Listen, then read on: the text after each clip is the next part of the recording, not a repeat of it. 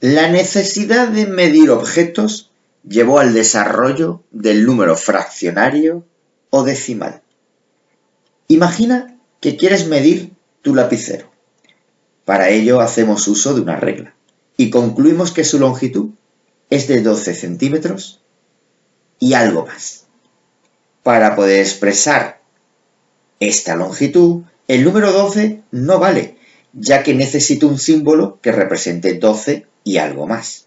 Luego los números enteros no sirven para expresar todas las medidas. El ser humano tuvo que inventar nuevos números. Surgen los llamados fraccionarios o decimales. ¿Por qué se llaman fraccionarios?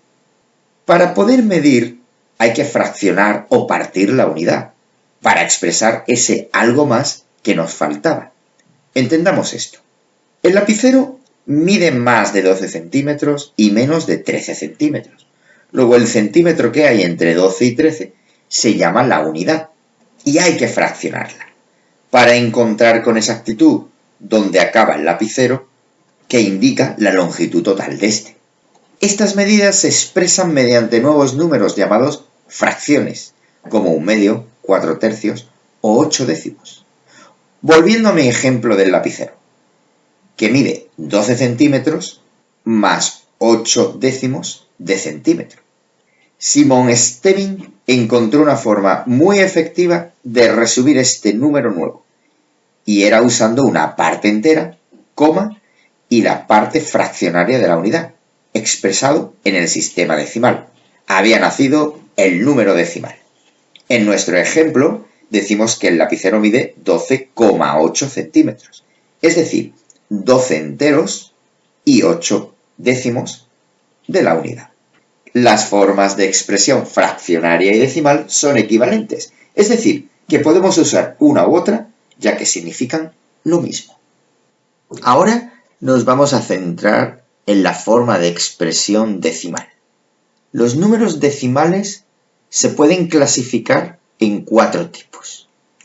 El primero es el llamado decimal exacto. Por ejemplo, 4,925.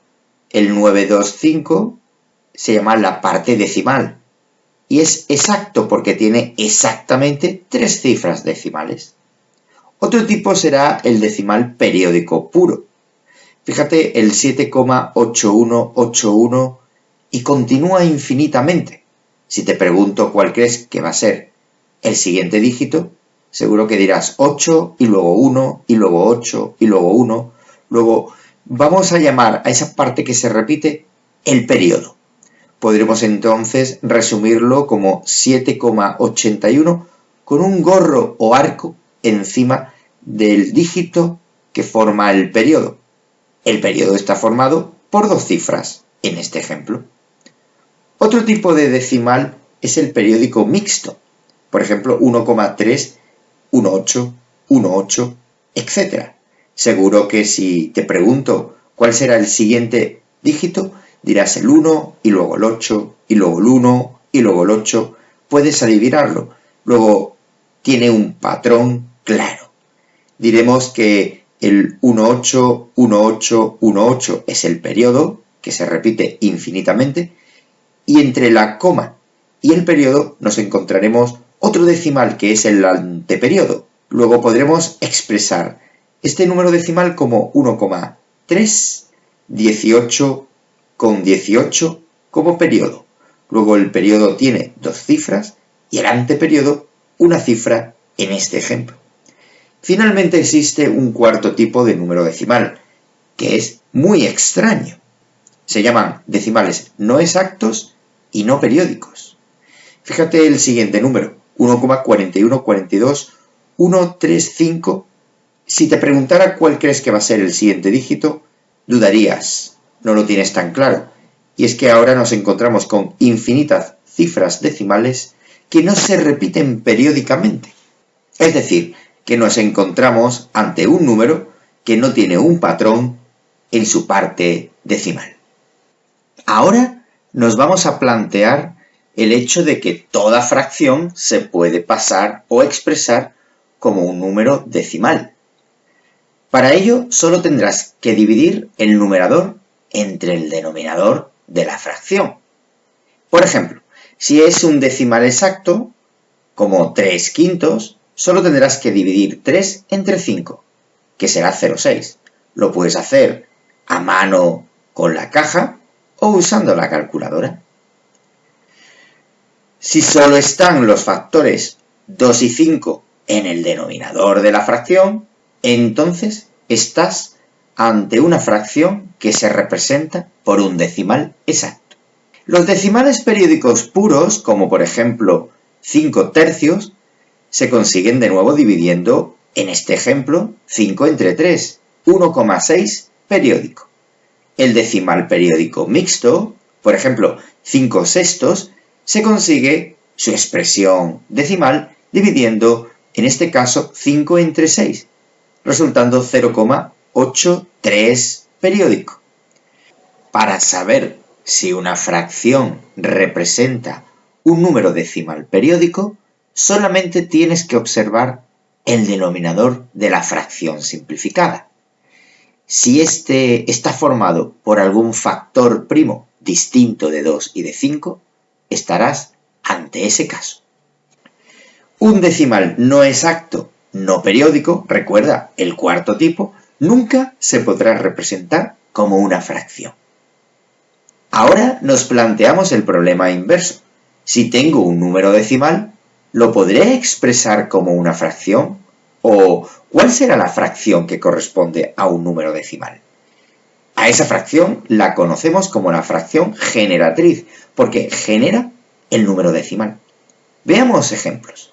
Imagina un decimal exacto, por ejemplo 15,37.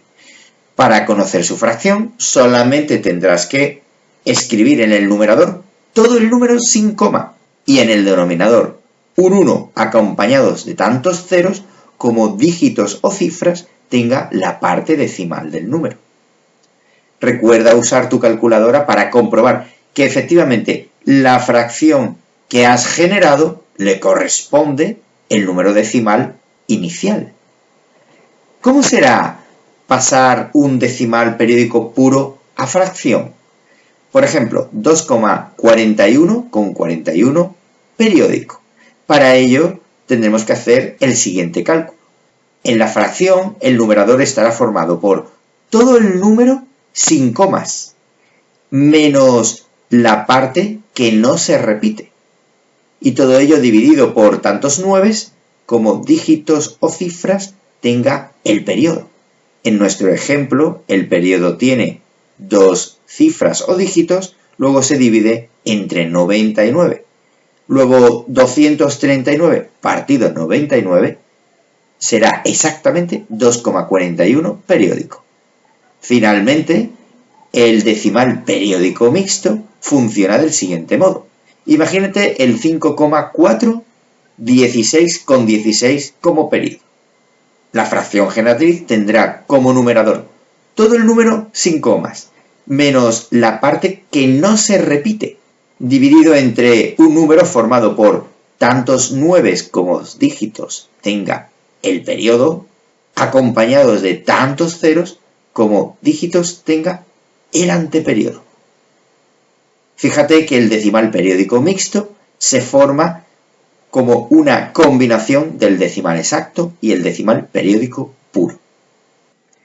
A la unión de todos los números enteros con los fraccionarios se le llamará el conjunto de todos los números racionales y se representará por la letra mayúscula Q con doble palo.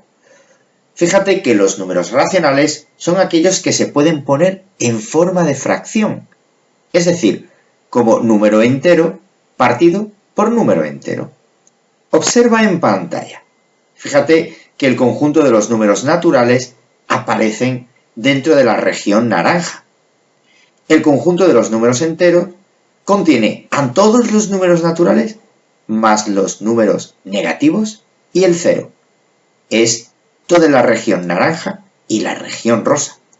Y finalmente, todos los números naturales junto a todos los números negativos y el cero y junto a todos los números fraccionarios, es decir, Los decimales exactos, periódicos, puros y mixtos forman los llamados números racionales, es decir, toda la región naranja, rosa y azul. Sin embargo, recuerda que los decimales no exactos, no periódicos, no se podían expresar como fracción, con lo cual estos no serán números racionales. Veremos más adelante que necesitaremos definir conjuntos de números más allá de los racionales. Reto racional. Observa en pantalla la clasificación de todos los números que hasta ahora hemos conocido, tanto los racionales como aquellos que no son racionales. Observa el esquema e introduce cada número que te voy a dar a continuación en las cajas apropiadas. Puedes introducir el mismo número en varias cajas. Los números que se introduzcan en la caja racional deben expresarse como una fracción, puesto que la forma de asegurarte que el número es racional es siempre siendo capaz de expresarlo como una fracción, es decir, como un cociente entre dos números enteros. Estos son los números que debes introducir en las cajas. Los criterios de calificación serán el 50% del valor del ejercicio por la clasificación de los números y el otro 50% del valor del ejercicio por dar la fracción generatriz de aquellos números que consideres racionales.